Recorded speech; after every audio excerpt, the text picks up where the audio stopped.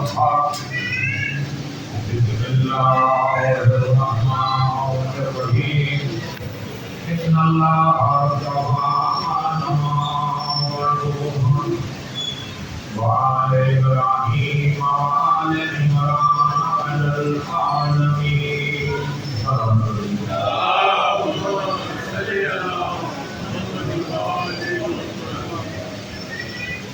سورہ آل عمران تیسری آیت مسلسل ہمارے ساتھ شروع ہو رہی ہے. اس کا خدا رب عالم رحمت سے معاف کرنے کا رہا ہے اور فرما رہا ہے کہ ہم نے آدم کو چنا، نوح کو چنا، اولاد ابراہیم کو چنا اور اولاد آل عمران کو چنا. ہماری گفتگو اس آیت کے اوپر جناب آدم سے بھی ہوئی، جناب نوح سے بھی ہوئی، لیکن اشارہ ہوئی ہے مفصل کو بہت لمبے لمبے ٹاپک کو. پھر ہم نے آل ابراہیم میں جناب ابراہیم کا ذکر کیا، ان کا بھی صرف 3 امتحانوں کا ذکر کیا ہے، اور اس کے بعد ہماری گفتگو آل ابراہیم کے اوپر چلی. کل ہماری گفتگو یہاں تک پہنچی تھی کہ جب حضرت آدم نے اپنی بیوی جناب حاجرہ اور اپنے چھوٹے سے بیٹے اسماعیل کو اللہ کے حکم پر مکے میں جا کر چھوڑا اور فوراً ہی واپس آئے. دوپہر کا وقت تھا، سب کی دھوپ تھی، جب حضرت ابراہیم اپنے بیوی اور بچے کو چھوڑ کر آئے. صرف ایک پانی کی مٹی تھی، وہ بھی بچھو میں مار مار کر ختم کر دی تھی، جس کی وجہ سے ابراہیم کا بچہ اسماعیل پیار سے رہا تھا. ماں نے صفا و مروہ کے درمیان چکر لگائے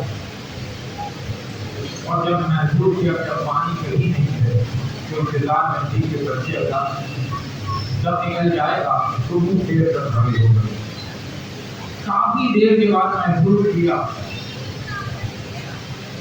کہ بچہ اب دنیا میں نہیں رہ رہا ہوگا تو پلٹ کر دیکھا جہاں پہ اسماعیل ایڑیاں رکھ رہے تھے وہاں سے آگے جناب حاجرہ نے بچے کو بھی پانی پلایا، خود بھی کیا. دھوپ کی چمک سے پرندوں کو پتہ لگا روٹی آ گئی اور ایک قافلہ بنو گرم کا جو پیار سے وہاں بھٹک رہا تھا وہ پرندوں کو لے کر آیا.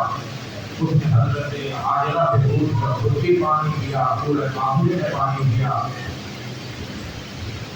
اور مچھروں کو بھی ڈھل دیا، جانوروں کو بھی کا اجازت جناب حاجرہ پانی پلایا، لیکن پانی کی کمی نہ ہوئی تو وہ وہاں پہ ٹھہر گیا.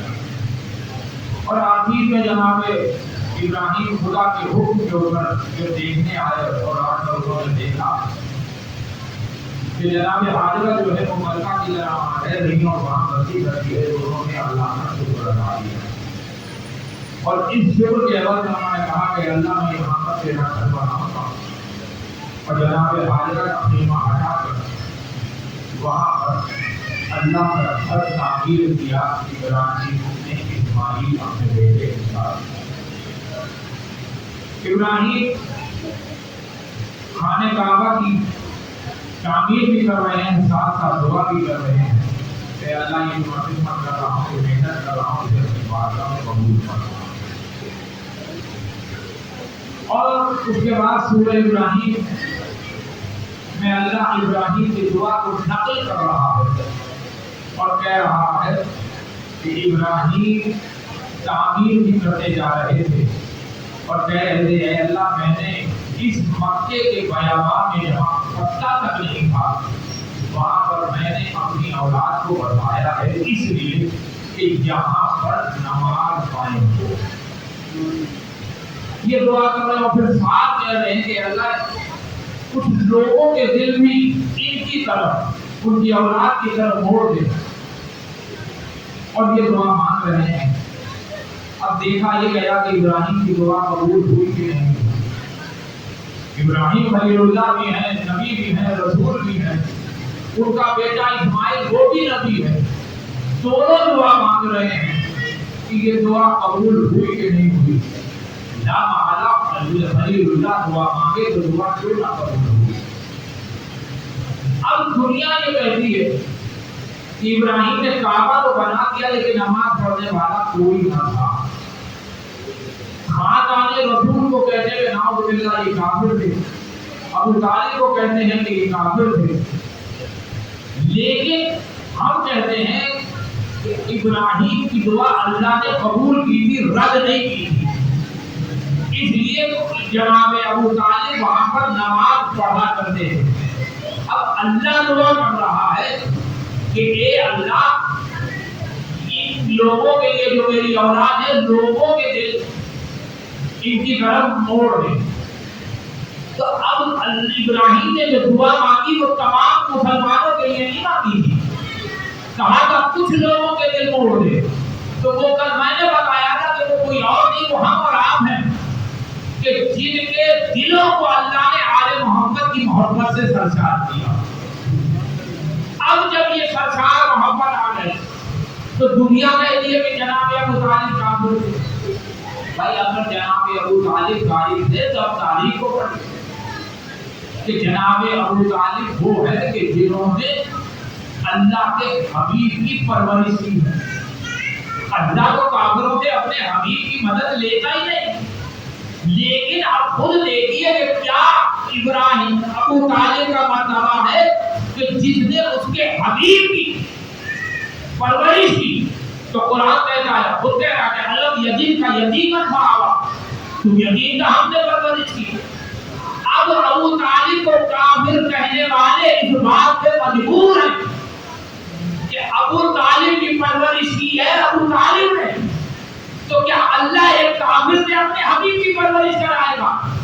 بھائی جناب موسیٰ جب فرعون نے بچوں کو مارنا شروع کیا تھا تو موسیٰ کی ماں نے بکسے میں بند کر کے دریا میں چھوڑا تھا۔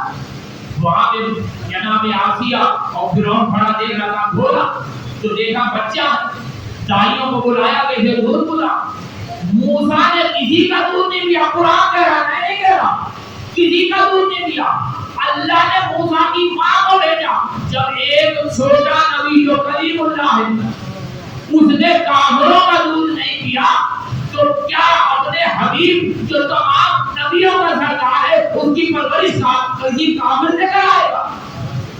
تو ہو نہیں سکتا۔ اور پھر تاریخ کو پڑھیے کہ جناب ابو طالب علیہ السلام کا جب انتقال ہوا تو مولا علی روتے ہوئے رسول کے پاس آئے۔ رسول نے علی کو روتے ہوئے دیکھا تو گھبرا کے کھڑا ہوا، پوچھا علی خیریت ہے کیوں رو رہے ہو؟ تو ابو علی کہتا میرے باپ ابو طالب کا انتقال ہو گیا۔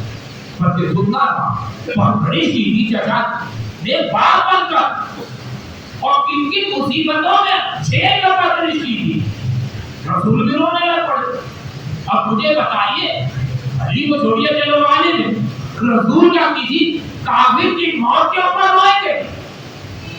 بھائی یہاں 50 عیسائی ہیں، یہودی ہیں، ہندو ہیں، ہمارے ہمسائے میں اتنے ہندو ہیں، کوئی مر جائے تو کون مسلمان ہوگا؟ بس اتنے یہودی مارے گئے اسرائیل کے اندر، بتائیے عالم اسلام میں کوئی بندہ نظر آیا جو غیر مسلم کے لیے رو رہا ہو؟ تو رسول کا رونا کیا بتاتا ہے کہ ابو طالب کافر تھے؟ اور پھر جب غسل و کفن ہوا کس نے دیا؟ تاریخ بتاتی ہے کہ جناب ابو طالب کا غسل و کفن رسول اور علی دونوں نے مل کر دیا ہے، کفن پہنایا ہے، جنازہ اٹھایا ہے، نماز پڑھائی ہے، اور پڑھانے کے بعد رسول نے اپنے ہاتھوں سے ابو طالب کو قبر میں ڈالا ہے۔ تو کیا رسول کسی کافر ہو؟ اب یہ دیکھیے ہمارے ہمسائے میں ملک جو ہے وہ ہندو بھی ہے، مسلمان بھی ہے، ان کی معاشرت ایسی کہ آپس میں تعلقات بھی ہیں، دوستی بھی ہے، ایک دوسرے سے ملتے جلتے ہیں، کھاتے پیتے ہیں، سیروں پہ جاتے ہیں، سارا کچھ کرتے ہیں۔ اب ایک مسلمان اور ہندو کی بڑی دوستی تھی.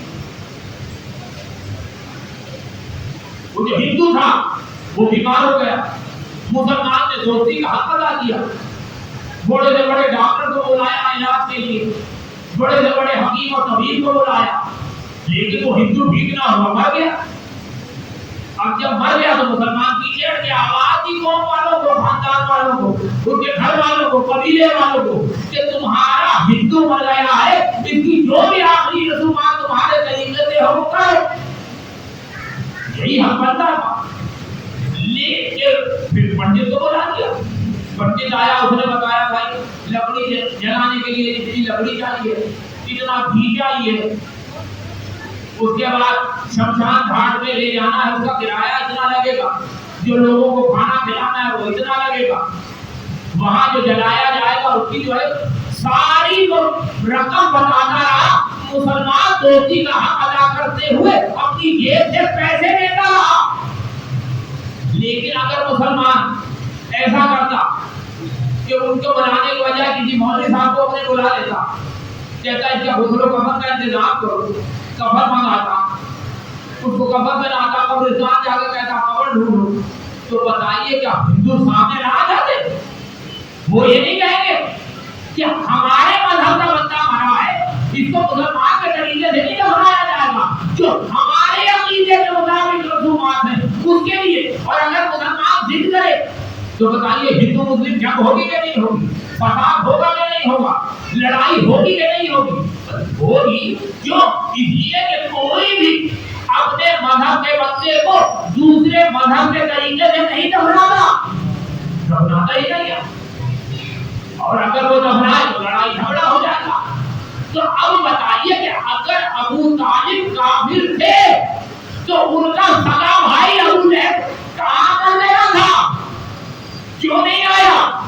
کیا اگر کہتا کہ ابو طالب کا کافر ہے نعوذ باللہ, ان کو ہم اپنے طریقے سے جو بھی کرتا ہے کریں گے, ہم ان کو جلائیں گے. لیکن ابو لہب نہیں آیا. ابو لہب کا نہ آنا اس بات کی دلیل ہے کہ ابو طالب کافر نہیں تھے, صاحب ایمان تھے. یہ ہے ابو طالب. ابو طالب کو دنیا کہہ رہی ہے, کہتی ہے ہمارے رسول کیا ہے. اور یہ تو وہ تھا.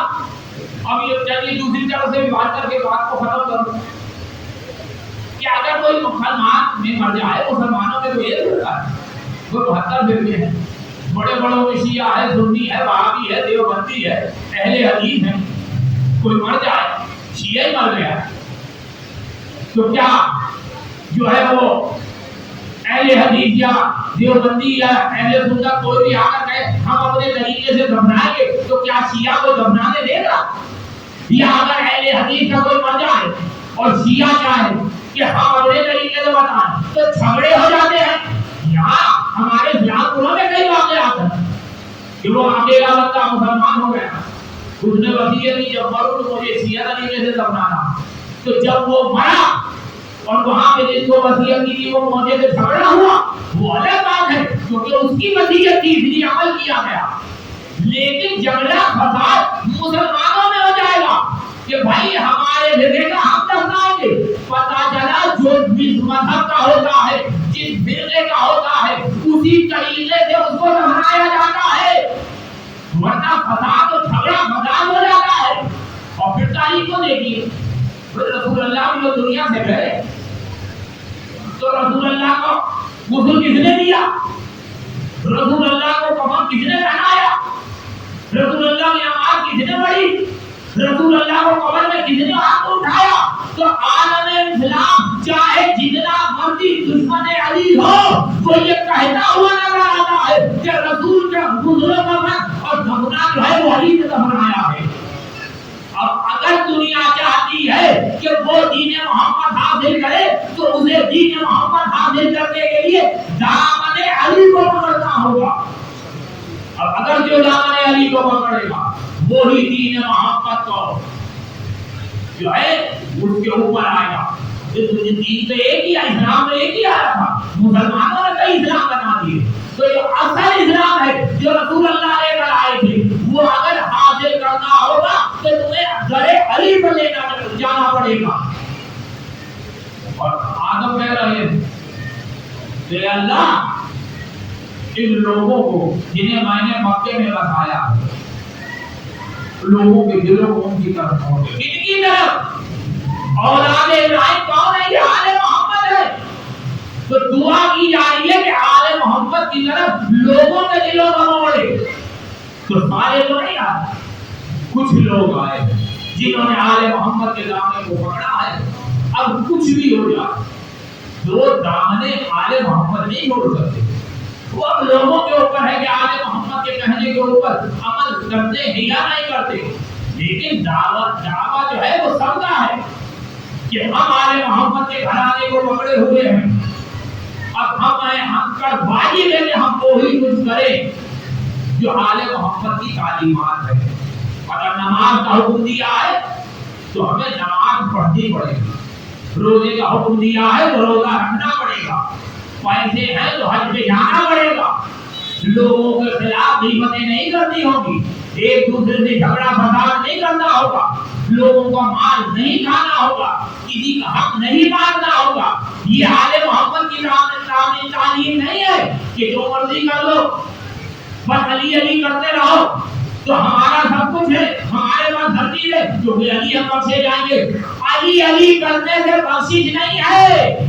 بخشش تبھی ہے جو علی کے کہنے پر اگر عمل کیا جائے گا. اپنے عمل و کردار کو محمد اور آل محمد کے سانچے میں جو ڈالے گا وہ ہے مومن, وہ ہے صاحب ایمان, وہ ہے علی کا شیعہ. ایسے نہیں ہے کہ بس دعوے کرتے رہو اور کرنا کچھ نہیں. جو خالق یہ جہنم اس لیے تھوڑی بنی ہے. یہ دیکھیے جو علی کو نہیں مانتا وہ تو ہے دشمن, جو علی کو مانتا ہے اور علی کی نہیں مانتا وہ بھی تو دشمن علی ہے. تو یہ نہ سمجھے کہ مرنے کے بعد علی ہمیں بخشوا دیں گے. علی نے کسی کو نہیں بخشوانا. کیوں؟ اس لیے کہ قرآن نے بتایا ہوا ہے کہ وما تشاءون الا ان یشاء اللہ. ارے علی تو وہی چاہتا ہے جو خدا چاہتا ہے. تو خدا نے تو احکام الہی بتائی, اب اس پر جو عمل کرے گا وہ بخشا جائے گا. اب چاہے علی علی کرتا ہو یا نہ کرتا, وہ الگ بات ہے کہ جو دشمن علی ہے ہمیشہ کے لیے جہنم میں ہے. لیکن جو علی علی کرتا ہے, جو اس نے زندگی اپنی دنیا میں گزاری ہے, اس کی سزا بھی تو کاٹتی ہے کہ نہیں کاٹتی. لیکن یاد رکھو کہ جو مومن جو شیعہ نے علی اپنے گناہوں کی وجہ سے جہنم میں جائے گا وہ ساری عمر نہیں جائے گا. وہ اپنے گناہوں کو سزا کاٹ کر جب واپس آئے گا تو اس کی پیشانی پر نشان ہوگا جسے اہل جنت والے پتا چل جائے گا کہ یہ جہنم کی سیر کر کے آیا ہے, لوگ اس سے بھی دامن بچائیں گے. تو خدا کے واسطے اگر دعوی محبت علی رکھتے ہو تو کم از کم اس زندگی کو نعمت اس طریقے نہ سمجھو کہ دنیا کے لاؤ میں پڑ جاؤ. ہر چیز حاصل کرنے کی کوشش کرو. جو جائز ملے تب بھی لے لو, جو ناجائز طریقے سے ہو اس سے بھی قبضہ کر لو. بہنوں کا حق کھا لو, بھائیوں کا مال کھا لو, محلے والوں کو پریشان کر لو, ہمسایہ تم سے پریشان. یہ زندگی علی والوں کی. علی والوں کا یہ کردار اور عمل نہیں ہے. علی اور علی کے ماننے والوں کا کردار ایسا ہونا چاہیے کہ جب باہر نکلے تو لوگوں کو بتانا نہ پڑے کہ یہ علی والا ہے. اس کا عمل اور کردار بتائے کہ دنیا میں ہے دیکھو علی کا موالی جا رہا ہے. تو یہ ہے. تو ابراہیم دعا کر رہے ہیں کہ لوگوں کے دلوں کو میری آل محمد کی طرف ہو. اب جن کے دل مڑ گئے اور دامن آل محمد کو چھان لیا وہ جزا پائیں گے, وہ جنت میں جائیں گے. انہیں نہ قبر کی تکلیف ہے, نہ جان نکلنے کی تکلیف ہے, نہ میدان کی تکلیف ہے.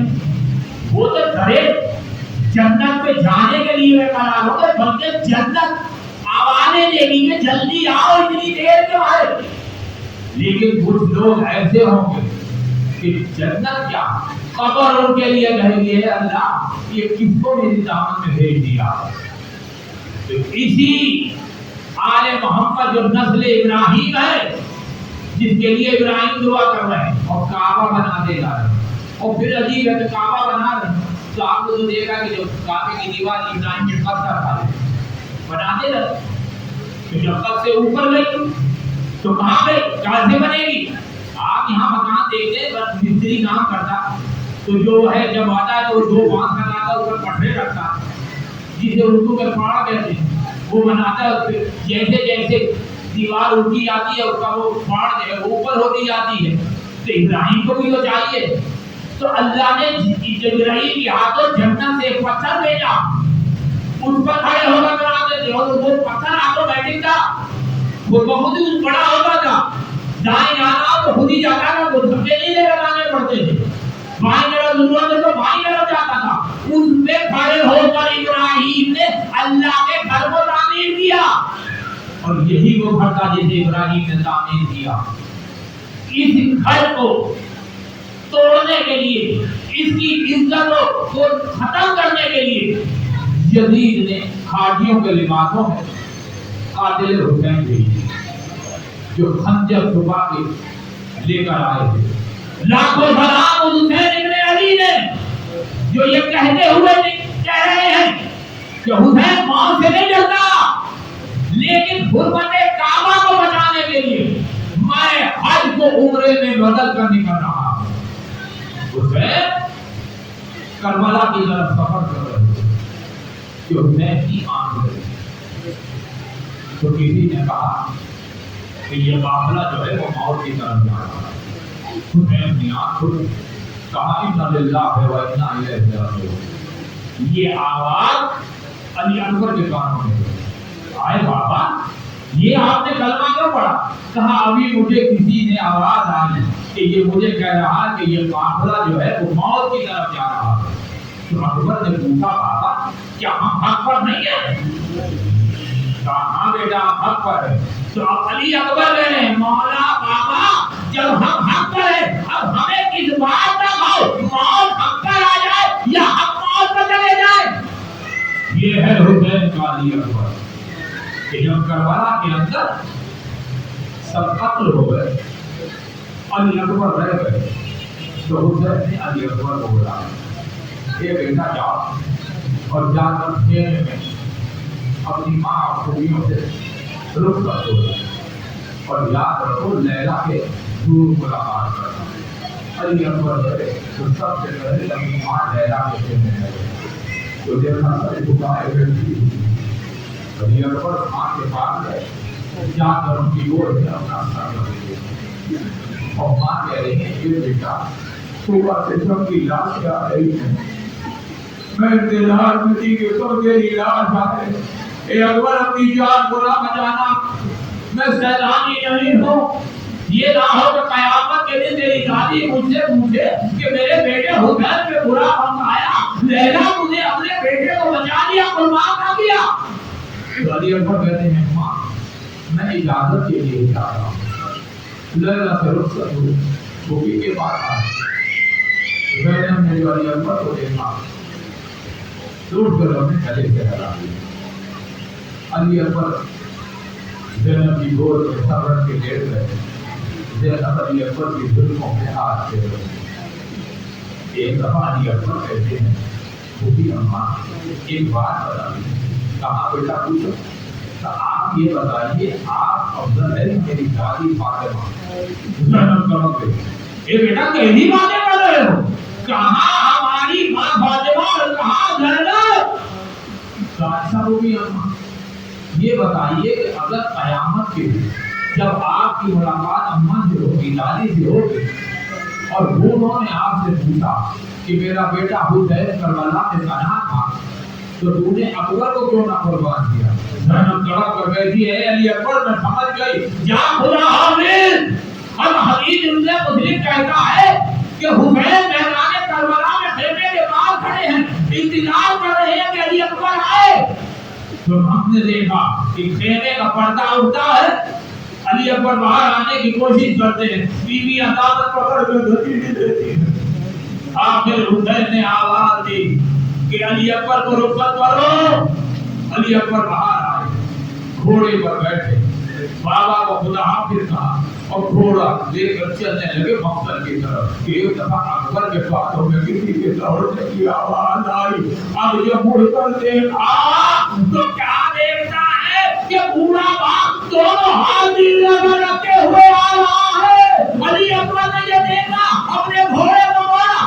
इधर उधर हे बाबा हम तो रुखसत कर आए थे। तो हुसैन ने कहा कि बेटा काश तेरा भी तो जैसा कोई बेटा होता, कोई मरने के लिए जा रहा होता तो तुझे पता चलता कि बाप की क्या हालत होती है। जब खुदा हाफिज अली अकबर खेमे के दरवाजे में खड़े हो गए और अकबर मक्तल में जंग कर रहे।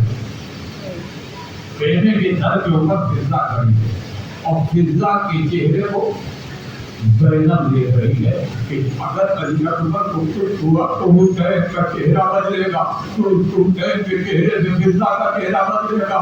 मैं समझ जाऊंगा मेरा अकबर मारा गया है कि देखा ऐसा कि हुसैन की हालत खराब है कि ज़ैनब ने तमाम बीवियों को बुलाया और बुलाकर कहा हे बीवियों के बालों को खोलती हो, मैं दुआ करूंगी तुम आमीन करना। अरे ज़ैनब ने हाथों को उठाया और कहा हे यूसुफ को याकूब ने मिलाने वाले मेरे अल्लाह, हुसैन की हालत देखो, एक दफा अकबर को हुसैन ने मिला दो। अभी दुआ न कबूल हुई थी कि अकबर वापस आए और अकबर आकर हुसैन से कहते हैं अरे कौन अकबर जिसने कभी हुसैन से कुछ नहीं मांगा। और क्या मांगा? ए बाबा प्यार की शिद्दत से जबान अकड़ गई है। ए बाबा एक घूंट पानी होता तो मैं इन दुश्मनों को बताता कि मेरा बाबा का नाम नहीं है। मैंने कहा बेटा तू जानता है 3 दिन से हम प्यासे हैं, ऐसा कर अपनी जबान मेरे मुंह में दे दे, हो सकता है तुझे कुछ ठंडक मिले। अरे अकबर ने उसकी जबान हुसैन के मुंह में दी और निकाल कर कहता हे बाबा आपकी जबान तो मेरी जबान से ज्यादा आखिरी हुई है।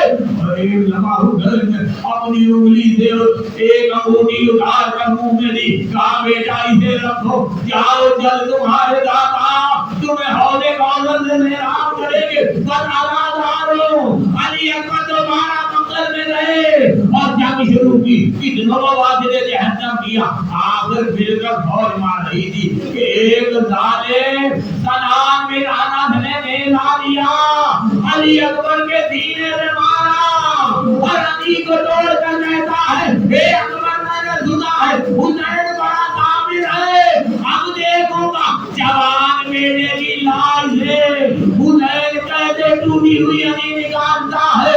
अली अकबर घोड़े में न समझ सके, घोड़े की गर्दन में बाहें डाली और कहा हे बाबा अकबर बकरी चलाओ बचाना डालो। हुसैन नबी ने करबला में गिर पड़े, आंखों की रोशनी चली गई।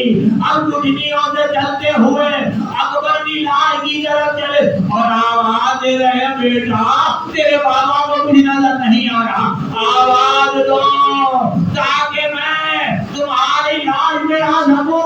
और हुसैन अली कहते जा रहे हैं। अब ये नहीं पता अपने बाबा को पुकार रहे थे या अली अकबर को पुकार रहे थे, पर तारीख ये कहती है कि हुसैन बच्चों की तरह घुटनियों के बल चलते हुए अकबर के लागे में पहुंचे तो क्या देखते हैं अकबर एरिया रगड़ रहा है, दोनों हाथ सीने में है। हुसैन तड़प कर अकबर के लागे में गए, ए बेटा ये दोनों हाथ सीने में क्यों है?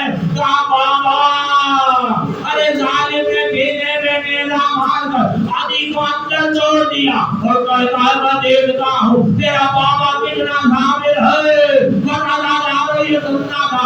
अली अकबर का अब हुसैन भूल गए, ज़मीन करबला में अपना एक टुकड़ा रखा, दूसरा अकबर की लाश में लगाया, एक हाथ ज़मीन करबला में रखा और दूसरे हाथ से वो टूटी हुई अली को पकड़कर निकालने के लिए हिलाया। आए अली अकबर का लाश ज्यादा हो गया, अली अकबर के सीने से हुसैन ने वो टूटी अली निकाली। अरे अकबर के सीने में खून निकला, हुसैन को अली अकबर के खून में नहला दिया। अब अज़ादार हुसैन क्या करे, सुबह से अकेला नाजे उठाने वाला हुसैन अरे बेटे की लाश को कैसे उठाए। एक दफा शरीयत मोहम्मदी में जरा आया, हुसैन आगे बढ़े, अरे बूढ़े बाप ने कहा अली अकबर के राजे को उठाए, हुसैन ने अकबर का राजा ना उठा इंतजाम हो गया।